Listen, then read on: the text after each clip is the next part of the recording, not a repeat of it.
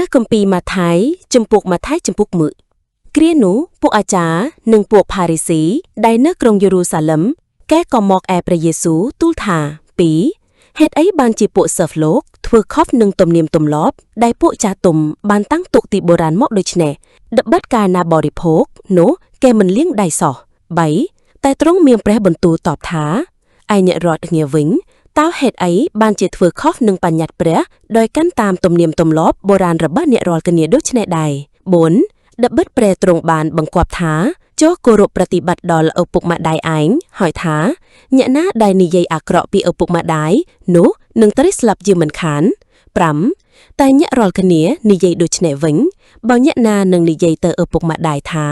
របស់អ្វីដែលខ្ញុំអាចនឹងជួយម៉ែឪបាននោះបានថ្វាយជាដងវាយហើយយ៉ាងនោះមិនចាំបាច់ឲ្យអ្នកនោះគោរពប្រតិបត្តិដល់ឪពុកម្ដាយទៀតទេ6ដូច្នេះឈ្មោះថាអ្នករាល់គ្នាលើកបញ្ចាត់នៃព្រះចោលហើយដោយសារទំនៀមទម្លាប់ពីបុរាណរបស់អ្នករាល់គ្នា7អូពួកមនុស្សកំពុតអើយហោរាអេសាយបានទាយពីអ្នករាល់គ្នាត្រូវណាស់ថា8បណ្ដាជននេះគេគោរពប្រតិបត្តិដល់អញតែបបមាត់ទេឯចិត្តគេនោះនៅឆ្ងាយពីអញណាស់9គេថ្វាយបង្គំអញជាឥតប្រយោជន៍ទេព្រោះគេបង្រៀនសេចក្តីដែលជាបញ្ញត្តិរបស់មនុស្សវិញ10រួចទ្រង់ហៅហ្វូងមនុស្សមកមានព្រះបន្ទូលទៅគេថាចូលស្ដាប់ហើយយល់ចោះ11មិនមែនជារបស់ចូលតាមមាត់ដែលធ្វើឲ្យមនុស្សស្មោកគ្រោកនោះទេឯរបស់ដែលធ្វើឲ្យគេស្មោកគ្រោកនោះគឺជាសេចក្តីដែលចេញពីមាត់វិញទេតើ12នោះពួកសិស្សក៏មកទួយថាតើទ្រង់ជ្រាបថាពួកផារីស៊ីគេអន់ចិត្តដោយលើសេចក្តីនោះឬទេ13តែទ្រង់មានព្រះបន្ទូលតបថាអស់ទាំងដាវណាដែលព្រះវរបិតាខ្ញុំនៃស្ថានសួគ៌មិនបានដាំនោះនឹងត្រូវរំលើងចោល14តាមតែគេចោះគេជាមនុស្សខ្វាក់ដែលនាំមនុស្សខ្វាក់បើមនុស្សខ្វាក់នាំមនុស្សខ្វាក់ដូច្នេះនោះទាំងពីរនាក់នឹងធ្លាក់ទៅក្នុងរណ្ដៅហើយ15រួចពេត្រុសទូលថាសូមស្រាយនៃពាក្យប្រៀបនេះឲ្យយើងខ្ញុំយល់ផង16ទ្រង់មានព្រះបន្ទូលថាតើអ្នករាល់គ្នានៅតែមិនយល់ទៀតឬអី17តើមិនទាន់ឃើញតែឬអីថារបស់អ្វីដែលចូលតាមមាត់នោះតែងចុះទៅក្នុងពោះរួចចេញទៅក្នុងបង្គន់13តែឯសេចក្តីដែលចេញពីមាត់មកនោះមកអំពីចិត្តវិញគឺសេចក្តីទាំងនោះហើយដែលធ្វើឲ្យមនុស្សស្មោកគ្រោក15ដបិតគឺពីក្នុងចិត្តនោះឯងដែលចេញអស់ទាំងគំនិតអាក្រក់គឺការកាប់សម្លាប់គេភើតគ្នាសាហាយស្មិនលួចប្លន់ធ្វើបន្ទាត់คล้ายคล้ายហើយនឹងជេរប្រមាថคล้ายคล้ายមុថៃសេចក្តីទាំងនោះទើបធ្វើឲ្យមនុស្សស្មោកគ្រោកមែនតែដែលបរិភោគឥតលាងដៃនោះមិនមែនធ្វើឲ្យស្មោកគ្រោកទេ21ព្រះយេស៊ូវទ្រង់ក៏យាងចេញពីទីនោះទៅក្នុងកំឡុងក្រុងទីរុសនិងក្រុងស៊ីដូន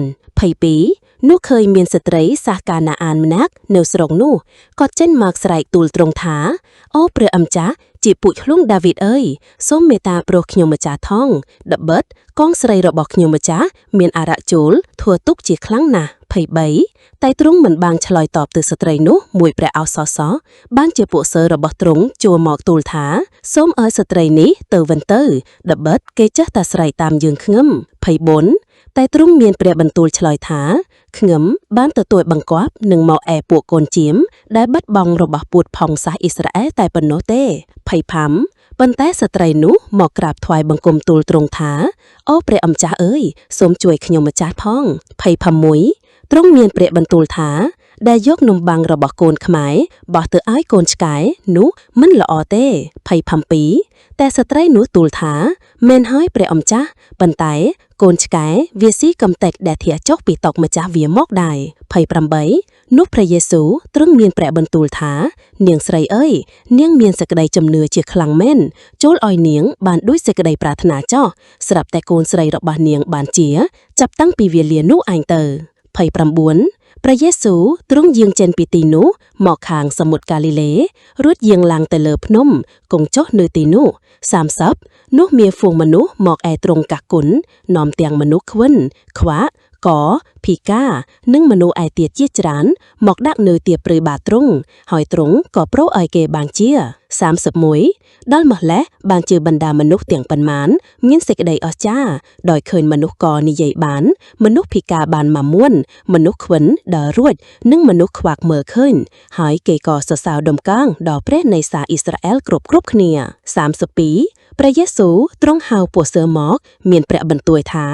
ខ្ញុំមានចិត្តក្ដួលអាណិតដល់ហ្វូងមនុស្សនោះណាដបិតគេបាននៅជាមួយនឹងខ្ញុំអស់3ថ្ងៃមកហើយគេគ្មានអ្វីនឹងបរិភោគសោះហើយខ្ញុំមិនចង់ឲ្យគេទៅវិញទាំងអត់ឃ្លានទេក្រែងហែវតាមផ្លូវ33ពួកសិស្សទូលទ្រង់ថានៅទីស្ងាត់នេះយើងខ្ញុំនឹងរកនំបាំងឲ្យហ្វូងមនុស្សធំដល់ម្លេះ33ពួកសិស្សទូលទ្រង់ថានៅទីស្ងាត់នេះយើងខ្ញុំនឹងរកនំបងឲ្យហ្វូងមនុស្សធំដល់ម្លេះបរិភោគឆ្អែតឯណាបាន34តែព្រះយេស៊ូវទ្រង់សួរថាតើអ្នករាល់គ្នាមាននំបងប៉ុន្មានគេទូលថាមាន7ហើយនឹងត្រីតូចៗខ្លះ35នោះទ្រង់ក៏ប្រាប់ឲ្យហ្វូងមនុស្សអង្គុយនៅដី36រួចទ្រង់យកនំបង7និងត្រីទាំងនោះមកអោបប្រគុណហើយកាច់ប្រទានដល់ពួកសិស្សគេក៏ចែកដល់ហ្វូងមនុស្ស37គ្រប់គ្នាបានបរិភោគឆ្អែតហើយគេប្រមូលចំណិតដែលនៅសល់ដាក់ពេញបាន7កំប្រោង38ឯពួកប្រុសដែលបានបរិភោគឆ្អែតនោះមាន4000នាក់ឥតរាប់ស្រីហើយនឹងកូនក្មេងផងទេ39រួចកាលទ្រង់បានឲ្យហ្វូងមនុស្សវិលទៅវិញនោះទ្រង់យាងចុះទូកឆ្លងទៅដល់ដែនស្រុកម៉ាកាដានអបអសាទរបងប្អូនបានស្ដាប់ចប់មួយចម្ពោះទៀតហើយសូមព្រះប្រទានពរបងប្អូនទាំងអស់គ្នាអាមែន